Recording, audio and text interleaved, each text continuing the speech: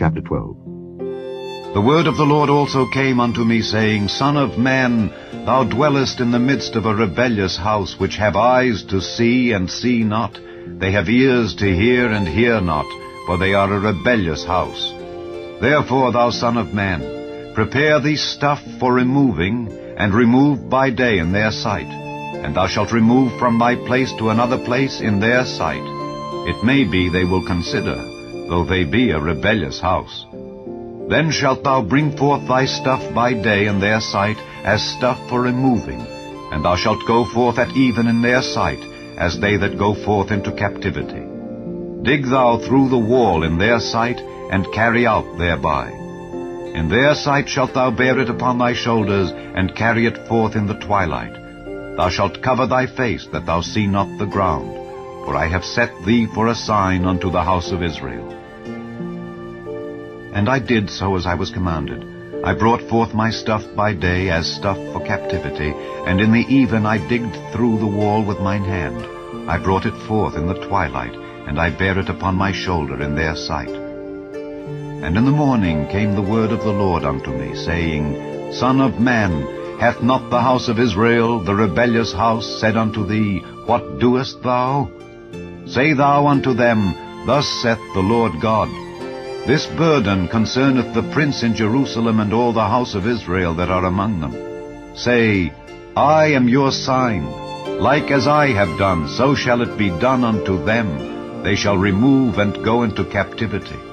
And the prince that is among them shall bear upon his shoulder in the twilight, and shall go forth. They shall dig through the wall to carry out thereby. He shall cover his face, that he see not the ground with his eyes.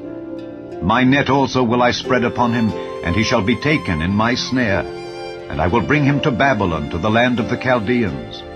Yet shall he not see it, though he shall die there. And I will scatter toward every wind all that are about him to help him, and all his bands. And I will draw out the sword after them. And they shall know that I am the Lord, when I shall scatter them among the nations, and disperse them in the countries. But I will leave a few men of them from the sword, from the famine, and from the pestilence, that they may declare all their abominations among the heathen whither they come. And they shall know that I am the Lord. Moreover, the word of the Lord came to me, saying, Son of man, eat thy bread with quaking, and drink thy water with trembling and with carefulness.